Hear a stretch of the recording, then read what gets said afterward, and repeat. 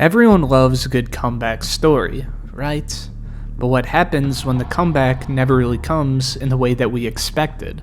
In 2013, when Commissioner David Stern stepped up to the mic looking all fly and shit to announce that the Cavs had selected Anthony Bennett with the first pick in the draft, the building went ballistic. Not because this dude was a beast, but because this was the least expected first overall pick in recent memory, who also ended up being total ass cheeks. Most people were stunned, especially the announcers, not because Bennett was unknown or anything. After all, Bennett had the resume of a lottery guy, a dominant high school career, a college season at UNLV where he looked NBA ready off rip, and the physical tools that scouts literally dreamed about. At Findlay Prep, one of the top basketball powerhouses in the country at the time, Bennett was literally doing everything on the floor. Throwing down monster dunks, looking like a little baby LeBron at times, smacking some pull-up jumpers with ease. He was ranked as a top 10 player in the class of 2012. A McDonald's All-American, he was a grown man moving well, he was strong, and fundamentally he was fluent. When he chose to play at UNLV, expectations only grew more and more, of course. And well, he delivered, averaging 16 and 8 and shooting 53% from the field in his freshman season. He was being explosive, powerful, and extremely versatile, able to play both forward positions or the small ball 5 spot. On the perimeter, he was guarding threats or in the paint bodying bigs. He was able to stretch the floor with his respectable jumper for his build, especially for his time, and able to dominate skinny defenders in the paint. It wasn't just the numbers, he had the frame and skill set that looked like a pretty high ceiling and high floor guarantee. Some compared him to a modern-day Larry Johnson. Honestly, just off the eye test at the college and high school level, not the worst comparison in the world. By the time draft night rolled around, even though some scouts raised a few eyebrows when it came to his conditioning and injury history, the Cavs saw superstar potential and took the risk. I mean, when gambling on a player for their physical frame, with hopes their skill set can come a little more polished, the Cavs have certainly struck gold before. Not to say that LeBron's skill sets and Anthony Bennett's skill sets were really ever comparable, but when a team finds success in a player, history shows they're more willing to try to recreate that success. The Bucks drafted Thon Maker in the lottery when he was mocked in the second round after they developed another unicorn in Giannis Antetokounmpo. The Spurs haven't scouted a single player outside of Europe in the last 20 years. The Cavs, for better or for worse, saw a big burly forward with clear natural talent that they clearly believed they could mold into the best player in the entire draft class. And well, what followed was not a superstar debut. It ended up being one of the most shocking collapses in NBA draft history. Anthony Bennett's rookie season didn't just start off slow, it was a complete disaster. He missed his first 16 shots that he took in the NBA. If I miss my next 16 shots at LA Fitness, I'm fucking done playing. This was such a sign of the things to come that they should have traded him to the Tanzania Tigers on the spot. He looked completely lost, slower than expected, and completely overwhelmed with everything going on the court. In a league where even late first rounders are expected to make some sort of impact and development right away, Bennett looked like he didn't belong at all, and probably could have mistaken him for a second round scrub. He averaged just 4 points, 3 rebounds, and shot under 36% from the field. He played in only 52 games, starting in an outstanding 0 of them, and his player efficiency rating was among the worst ever recorded by a number 1 pick in league history. Fans quickly were tearing into him, and the media wasn't any more friendly. He was literally called invisible, clueless, and the worst top pick ever after 1 season. Injuries didn't help him either. He battled shoulder problems, asthma, even sleep apnea, which affected his conditioning and stamina on the floor. But even when healthy, Bennett never seemed to find his rhythm. The Cavs gave up on him after just a single year, trading him to Minnesota as part of the deal that brought Kevin Love to Cleveland to help form the Big Three. From there, Bennett's NBA career pretty much vanished. With the Timberwolves, he had a couple decent plays and moments, an occasional dunk, a semi-hot shooting performance, but they were very, very few and very, very far between. He averaged an impressive 1 point more than he did with Cleveland, and the next season, playing for his hometown Toronto Raptors representing the North, he barely even touched the floor. In his final NBA stop with the Brooklyn Nets, he played in only 23 games, averaging the same shit as before, leading to him getting waived. By the time he was just 23 years old, his NBA career was all but over. 4 teams in 4 years, no breakout moments, no redemption arc, and no real flashes of potential or a few performances in the NBA that he could hang his hat on. Just nothing. Pure disappointment and being the poster boy of the word bust. Still, Bennett wouldn't quit on basketball. He took his talents to the G League, hoping to somehow fight his way back with the big fish. He had solid stints with teams like the Maine Red Claws and the Agua Caliente Clippers. In fact, he started to shoot the ball pretty well, especially from 3, hitting over 40% from 3 during the 18-19 season, which he for damn sure wasn't coming close to in the NBA. For a little moment, it looked like maybe, just maybe, he had found his game again, and fans hoped he'd earn another NBA shot. But the call would never come.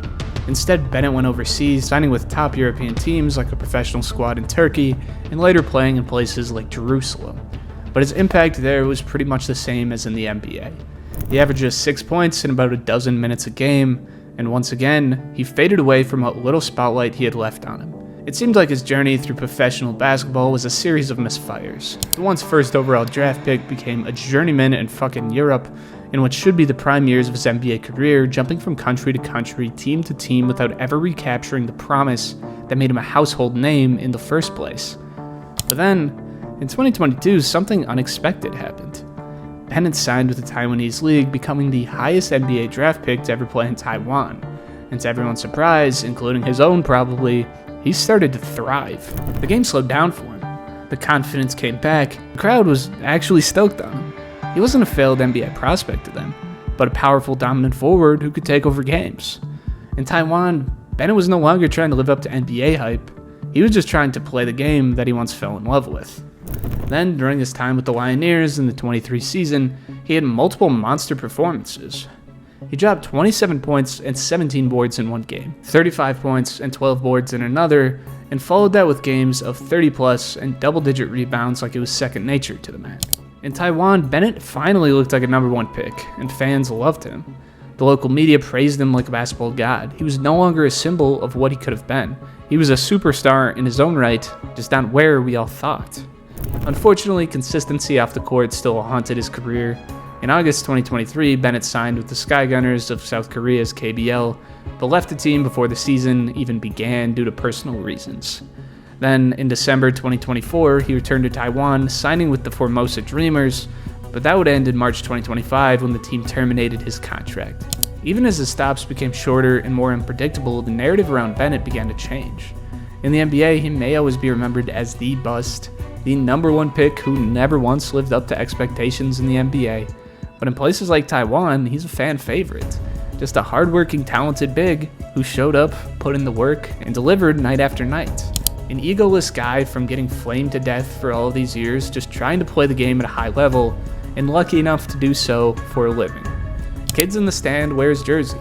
I bet he never expected to see that shit again. So while Anthony Bennett's NBA chapter may have been one of the roughest ever written for a top pick, the story doesn't end in disappointment. It just changed scenery. Because sometimes, greatness isn't about living up to someone else's expectations of you. It's about finding your place, your game, and your people. And in Taiwan, Anthony Bennett found all 3. If you're watching this right now, there's an 82% chance you're not subscribed to the channel, so make sure to click that button for me. We're trying to hit 100k by the end of the month, and I appreciate all you boys watching. Then there is Jimmermania, the man who was supposed to be the next big thing in the NBA, only to disappear like Houdini altogether and go light up courts on the opposite side of the world. His name once echoed through every college basketball arena in all of America. A Mormon dude from Utah who could pull up from 35 feet and drill a 3 with guys scrambling to get some sort of contest. Jimmer wasn't just good in college, he was historically good in college. In his senior season, he put up 29 per game, led the nation in scoring, and turned Jimmermania into a national movement. ESPN kept their eyes on him. NBA scouts loved his range and quickness of his shots. Even Barack Obama talked about the guy. When you watched him play, it wasn't about whether he could score, it was about how far behind the three-point line he would shoot from. He looked straight out of today's game, shooting from deep before Steph Curry's era had even officially taken off. So when he was taken with the 10th pick in the 2011 NBA draft, people weren't just excited, they were fucking convinced that this guy was going to light it up in the NBA. He's going to be the face of the score-first point guard. But the NBA has a cruel way of humbling even the brightest and cockiest of stars, and Fredette learned that the hardest way possible. He landed on a team that at this time was known for nothing other than dysfunctional, the Sacramento Kings, that didn't know what the hell to even do with him. They wanted him to be a traditional point guard, but Fredette wasn't a floor general at all. He was just a scorer, a shooter, a guy who needed the ball in his hands to cook and wasn't going to swing it. In his rookie season, he only averaged 7 a game, shooting 38% from the field and 36% from deep. Nowhere near the 29 on 45 and 40% shooting he put up his senior year. And even worse, the game looked way too fast for him. His handle was pretty shaky and hesitant. He didn't really have enough of a bag to get anybody off of him without a screen. His defense was a liability. I literally might be able to give this guy buckets, I'm not too sure. I mean, Helen Keller was more aware on defense. He wasn't big or strong enough to create space at the next level against the best of the best defenders on a nightly basis. And he wasn't like a Steph Curry off-ball player floating off of off-ball screens. It could have worked in theory, he just has none of the non-shooting skills that Steph Curry has to tie the whole thing together. King's coaching staff gave up on him early, and as new guards came in, his minutes drifted in the fucking wind. Over the next 2 years, his playing time shrunk and so did his role with teams. In just his third season, he was averaging less than 6 points a game and barely seeing the court at all just for garbage time. Sacramento waived him before the season even ended. After that, he bounced around the league. He played 8 games with the Bulls, then managed to play 50 with the Pelicans, shooting a shitty 19% from 3. A brutal fall for a guy whose name was yelled when jacking up a 3 from the logo just a bit ago.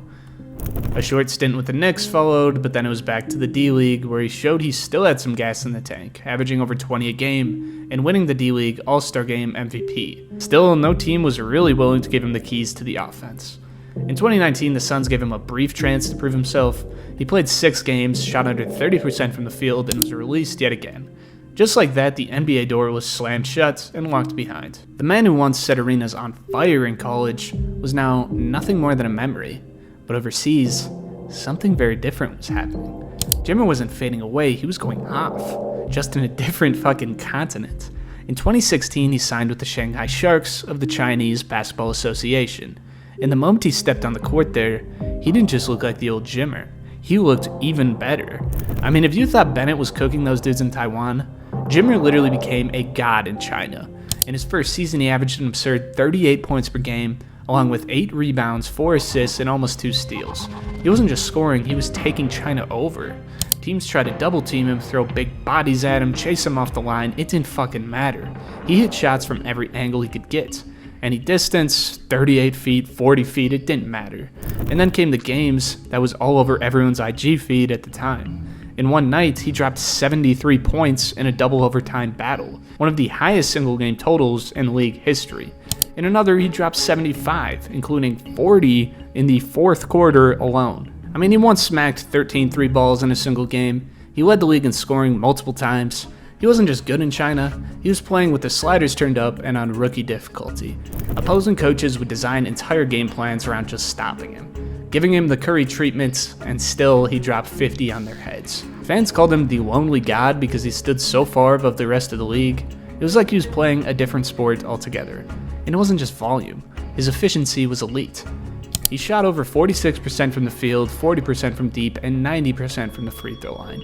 Every night he was the main event, the star attraction, the walking bucket fans couldn't get enough of. For 4 seasons with the Sharks, he averaged over 36 per night, multiple times topping the 70, putting together the kind of statistical career that looked like my career stats. In a league filled with former NBA players and tough international talent, Fredette was the unquestioned king. And of course, he loved every second of it. The crowds adored him, his teammates trusted him, and for the first time in his professional career, a team built around him and his strengths. He was free to play his style of basketball, and his game did wonders. Even when he left to try the EuroLeagues in Greece in 2019, he still produced for such a vastly different environment. He averaged roughly 13 a game in limited minutes, and shot over 40% from deep, and led the team in free throw percentage at nearly 96%. Though the European system was more structured and less reliant on individual scoring and isolation ball, Fredette still found ways to contribute the best way he knew how. But China was always home for Jimmer. He returned to the Shanghai Sharks in 2020 for one last ride, the farewell tour, and once again started torching defenses. Though slightly older and a tad bit slower, he still had the same scoring touch. He put up multiple 40 pieces, dropped 70 again, and showed everyone that his skill hadn't faded. Only a spotlight moved from America over to China. The contrast between his NBA numbers and his CBA dominance couldn't have been more different. In the NBA, he averaged 6 points per game in limited minutes, never scored more than 24 points in a night, and shot under 42% from the field. In China, he was averaging 35 to 38 points a game, hitting 50% of his shots and literally setting scoring records. The same player who NBA teams didn't think could contribute became the face of an entire basketball league overseas. He was on billboards, merchandise, Chinese basketball cards, legit everywhere. His games were packed, his name was chanted like he was a legend, and in China, he was treated like royalty. I mean, Jimmer is the greatest example that every JV team needs a star as well. The NBA is about roles. Jimmer's better than half those dudes if we're adding up his 2K attribute points, but he can't play the way he wants to, because high-usage chuckers just gotta be better creators. Against these Chinese dudes, Jimmer had no fucking problem getting shots off against other pro players. Now, there are guys who walk into the NBA quietly, trying not to draw too much attention. And then there are players like Mario Hezonja, bold, loud, and completely convinced they were born to just dominate. We all know that kid in school who's convinced he was good at everything he touched. Yeah, picture that. Coming out of Croatia, Hezonja wasn't just any normal prospect. He was putting on a show. Confident to the point of utter cockiness, he once famously refused to shake an opponent's hand after a dunk, and in pre-draft interviews, he didn't hold back when talking about himself. That confidence wasn't just talk. Hezonja looked like he had the game to back it up. By the time he was drafted 5th overall by the Magic in 2015, he had already carved out a reputation as one of the most exciting international prospects we've seen at the time. Playing for FC Barcelona, one of the top European clubs, he showed some signs against grown men. He had deep range, bounce to finish above the rim, and of course, the confidence to keep chucking shots through whatever cold slump he was in. Scouts loved his size at 6'8", his sneaky but insane explosiveness, and his ability to shoot from NBA range with a clean, repeatable jump shot. He reminded people of a young J.R. Smith to some extent. I mean, shoot the ball, dunk the ball type of talent, who could be further unlocked if he polished up the parts that J.R. left untouched. Some believed he could be the best European wing since Peja Stojakovic. His performance in the 2015 EuroLeague season, especially the night he dropped 26 points in 20 minutes, solidified his lottery status. So when the Magic called his name with the 5th pick, the expectation wasn't just that he'd be a solid contributor, it was that he would be a future franchise cornerstone. From the jump, something didn't quite click. In his rookie season, Hezonja averaged a lackluster 6 points, 2 rebounds, and 1 assist per game, shooting just 43% from the field and 34% from 3. He had games where he looked like his EuroLeague self, transition threes, fast break dunks, moments of pure confidence, but it appeared much more fragile than you would expect.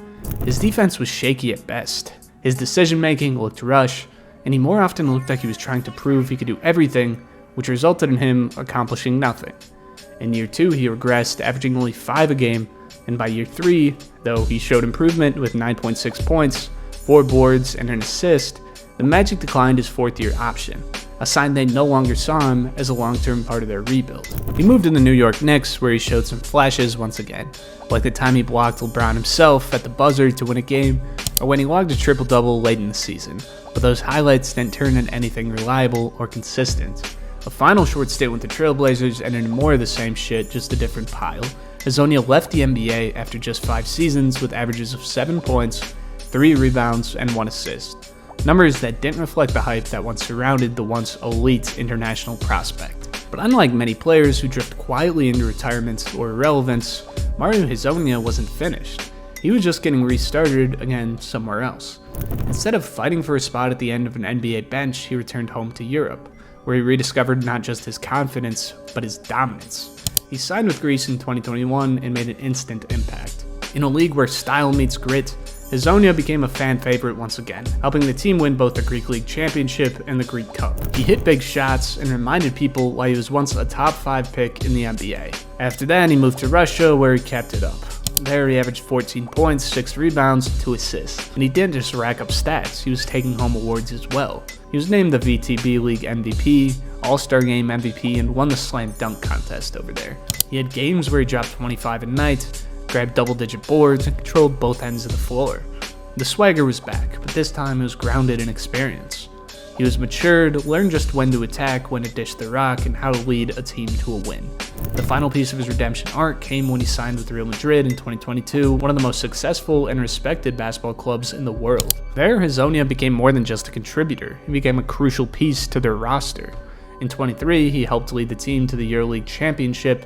In the 2024 season, he averaged 14 and 5 on efficient shooting and added tough defense and smart decision-making to his game.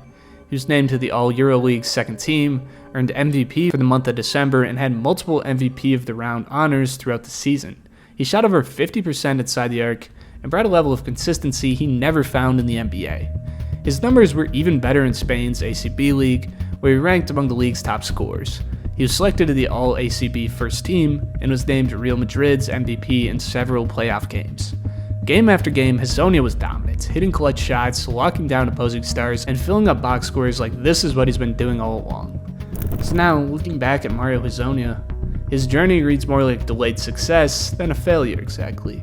Honestly, at this moment, if he hadn't shit-talked his time in America, and if he didn't seem pretty set just playing over there, I wouldn't at all be surprised if we saw Mario Hezonja getting a second stint in the NBA. Sure, he didn't become a superstar, but he did end up winning some jewelry and some hardware across the pond. And honestly, a legend in Europe or a bum in the NBA, what would you rather? While Jimmer's story showed how a scorer overlooked by the NBA could find a throne overseas, there's another Chinese basketball legend, this time a player who arrived in the NBA carrying the weight of a whole nation's hopes, only to become a legend once he returned back home.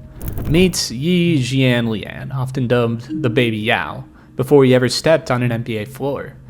Yi's story began long before draft night in 2007, when scouts and fans alike saw in him the potential to be China's next basketball superstar, following the footsteps of the towering and iconic Yao Ming.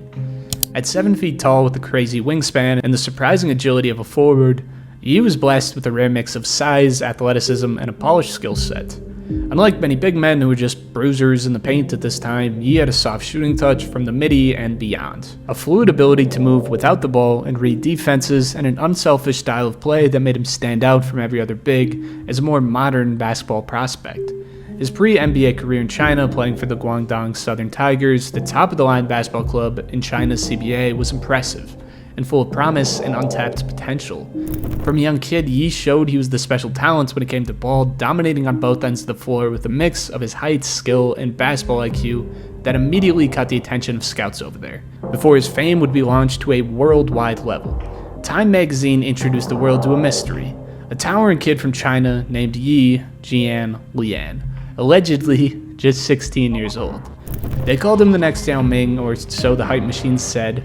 In truth, the only real similarities between Yi and Yao were their heights and their passports.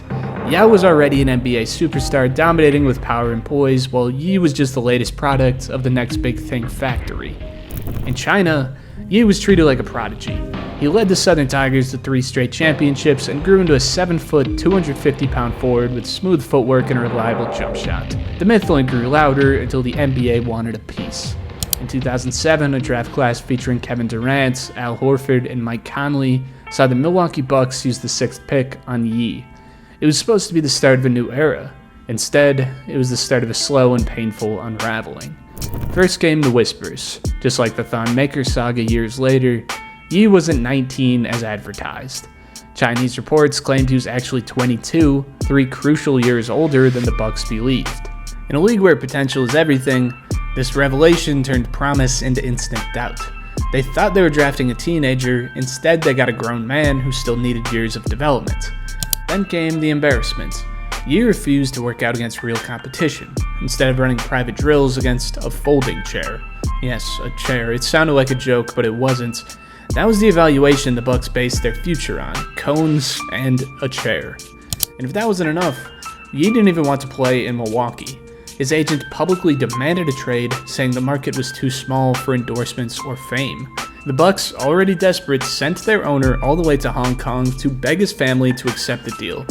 Eventually Yi signed, but his heart never really followed. For a brief moment it looked like hope. Early in his rookie year, he faced Yao Ming in a historic matchup watched by over 200 million people in China. Yi's NBA career started with promise, but also with growing pains that never quite abated. His rookie season with the Bucks in 2008 was a mixed bag. Statistically, he averaged about 8 points and 5 rebounds per game. Respectable, I guess, for a rookie big man, but far from the numbers expected from a top 10 pick who was supposed to be a franchise savior. While he flashed glimpses of his shooting ability, showing he could hit mid-range jumpers and stretch the defense, he struggled with consistency and adapting to the NBA's brutal physicality and speed. His defense was particularly a challenge. Though his length gave him potential, he was often outmuscled or outpositioned by stronger and more experienced NBA big guys. His rebounding numbers were solid but not dominant, and he often found himself fighting for positioning and minutes rather than commanding the court. Offensively, Yi was frequently tentative.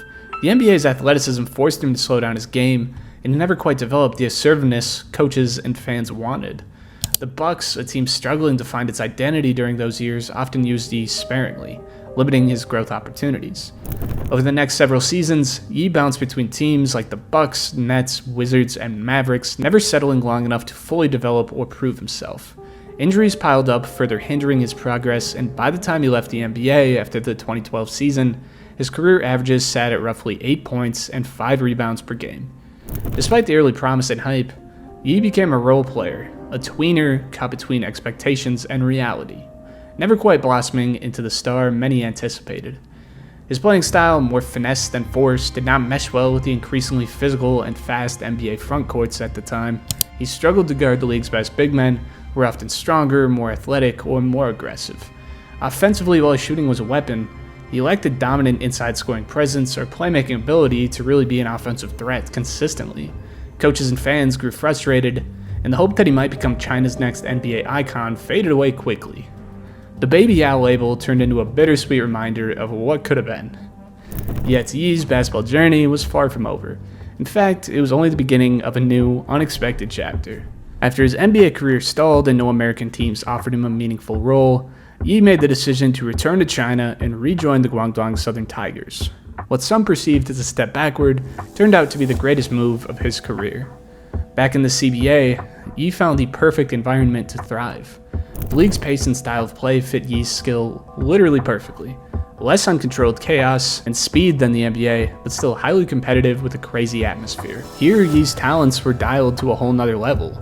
Freed from the chains of the constant pressures the NBA media put on him and the physical toll of the league altogether, he transformed himself into one of the most dominant players in CBA history. His impact of the game was immediate and impressive. His scoring numbers that were iffy in the NBA took a 180 as he averaged well over 20 a game, with some seasons pushing 25 or more points consistently. He dominated the glass, pulling down 10 or more boards a game, and played a lockdown defense that made him a nightmare matchup for opponents. His shooting, already a rare weapon for a player of his size, remained a lethal threat from behind the arc, forcing defenses to stretch and open up lanes for his teammates. Guangdong quickly became a juggernaut once he returned. He was no longer a role player, but the undisputed leader and centerpiece, the heart and soul of the team. Under his leadership, Guangdong won multiple CBA championships, asserting themselves as a dynasty. Yi's performances in clutch moments became the stuff of legend. In one playoff game, he erupted for an astonishing 45 points and 20 rebounds, a performance that stunned fans and opponents alike, and reminded everyone of his rare combination of skill and size. In another epic outing, Yi recorded a triple-double with points, boards, and blocks, showcasing a level of all-around dominance that his NBA days had never hinted at. Night after night, he dropped 30-plus points and pulled down double-digit rebounds, solidifying his place as the league's star big man. His ability to consistently perform at this elite level earned him multiple CBA MVP awards and All-Star selections, cementing his legacy as one of China's greatest basketball talents. Beyond numbers, Yi became a cultural icon and had the love and support of the entire nation. He inspired a generation of young Chinese athletes who dreamed of making their own basketball legacy. Yi's story is definitely a reminder that greatness doesn't always look the same everywhere. Though he never fulfilled the Baby Yao dream in the NBA, in the CBA, he achieved something equally remarkable. He became a legend for his home country, regardless of what some Americans across the pond think of him. I mean, Yi was honestly not the worst player in the world. Injuries hurt. If he really was older than he said, this all makes a lot more sense. But regardless, Yi was really just more so made for a brand of basketball that he was used to. His dominance in China's top league proved that sometimes the right fit is more important than the league's prestige. Yi didn't just return home to play basketball, he returned home to rule. And for Yi, he enjoys a home-cooked meal and signing autographs for fans. Can't complain. Now it's time to throw it back on an OG whose basketball lifestyle helped birth one of the coldest killers in NBA history. The Black Mamba himself, Kobe Bean Bryant. That OG is none other than Joe Jellybean Bryant, Kobe's father, whose own basketball journey has some unexpected international dominance that often gets overshadowed by his son's legendary status, but is essential to understanding the foundation of Kobe's legendary mentality, and although Joe isn't necessarily a bust per se, it's still a story worth telling since many of you were probably pretty clueless about it. Joe's story begins at LaSalle University, where from 71 to 75 he was a steady beast who played with a toughness and grit that earned him respect, but never the national spotlight reserved for all the flashier prospects. In an era when college basketball was bursting with talent and hype, but scouting wasn't the detailed science it is today, Joe's consistent production put him on the radar of NBA teams. His senior year was really solid, averaging around 15 points and 8 rebounds a game, numbers that showed his ability to contribute in multiple ways of the game. He was not the kind of player to show up on highlights, but his mid-range shooting, rebounding tenacity, and defensive instincts made him a reliable force on the floor whenever he was on it.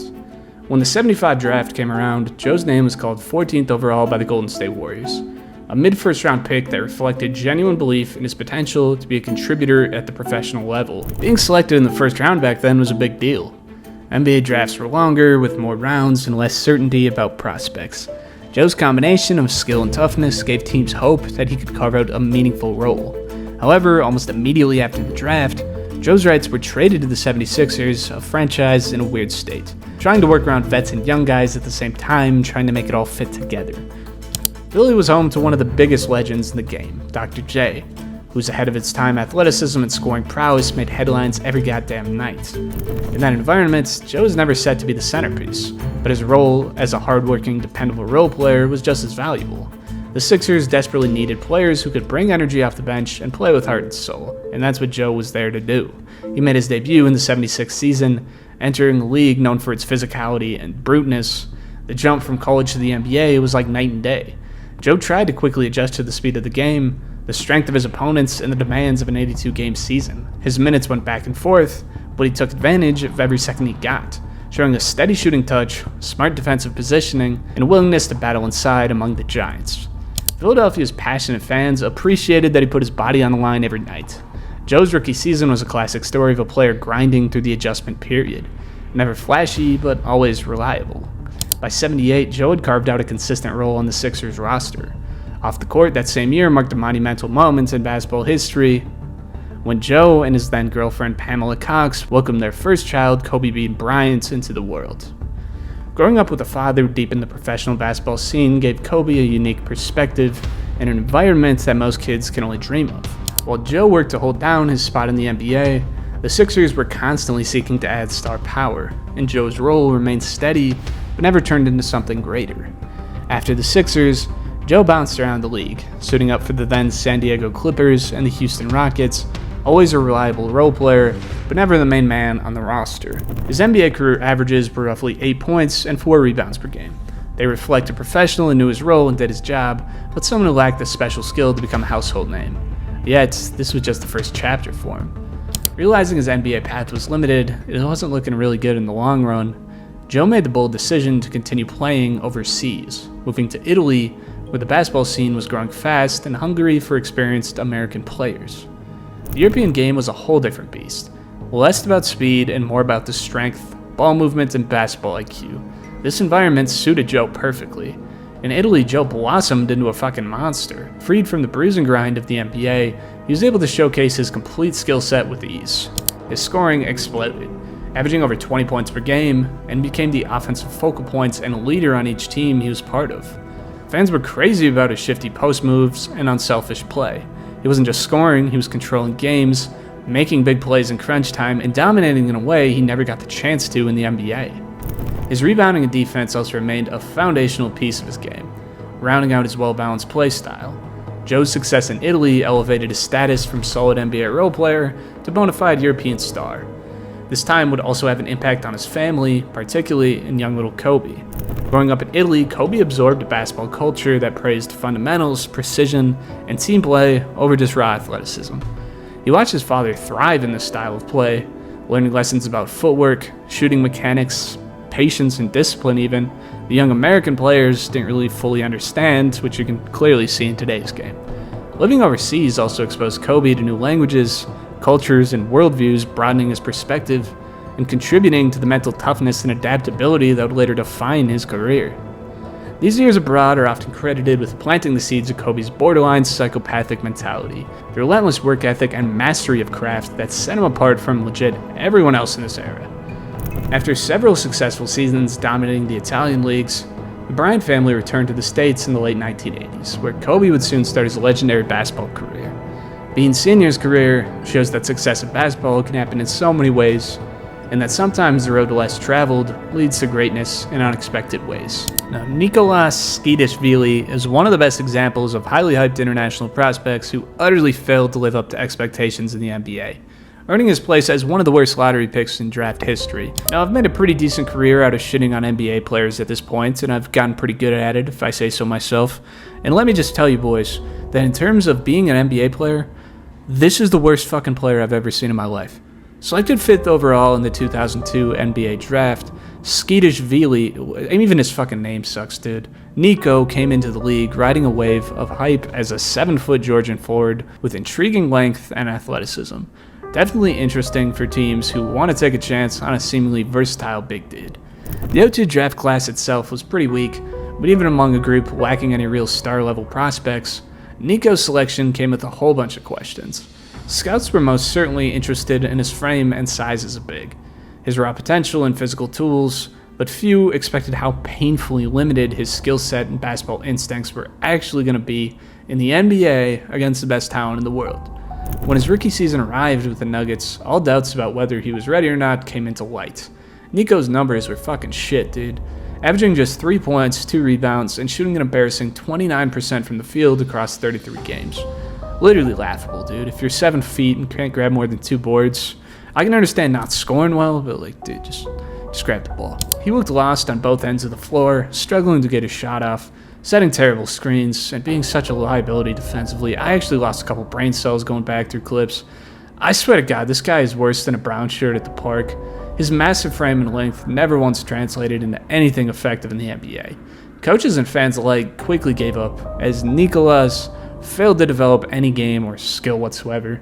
Instead of becoming a versatile stretch big that people viewed him being eventually, he became a warning to scouts about drafting based on upside and height alone. Over the next few seasons, his NBA career dragged along with brief stops on the Nuggets, Warriors, and Suns, often back and forth in the D-League. His shooting slumps only kept nagging, as he couldn't convert on open looks he got, or even move fluidly on the court. Averaging career shooting splits hovering near 30% from the field and 22% from 3. Those numbers just clearly reflected a player who just couldn't compete at the NBA level. By 06, it was clear his journey was donezo, and he vanished from the NBA for good. But like everyone else in this video, his story didn't stop there. Determined to keep playing, Nico took whatever little talent he had, stuffed it in a fanny pack, and bought a one-way ticket out of America. He actually made significant impacts in both the Chinese and Lebanese leagues, carving out a role as a dominant inside presence, ironically. In China, playing for teams like the Jiangsu Dragons, Nico rediscovered his confidence and scoring touch, putting up double-doubles and leading his team in rebounds and blocks on a nightly basis. His size and skill set, which had been literal buns in the NBA's faster, more athletic environment, flourished in the CBA's more strategical style of basketball. He averaged close to 18 and 10 during his peak seasons in China, showing a soft shooting touch around the rim and shocking everyone who witnessed how shit his NBA tenure was. In Lebanon, Tskitishvili became actually feared in the interior. I mean, there were seasons where he dominated the paint, regularly dropping 20-plus points and grabbing 12 or more rebounds in crucial must-win playoff games. His defensive presence altered shots and intimidated opponents in the league, turning him into one of the league's premier big men. These monster performances overseas gave Nico a second life in professional basketball, one completely opposite from his NBA nightmare. Where he once struggled to find minutes or make simple plays in America, abroad he was a go-to guy and respected vet who could take over games when the team needed him to.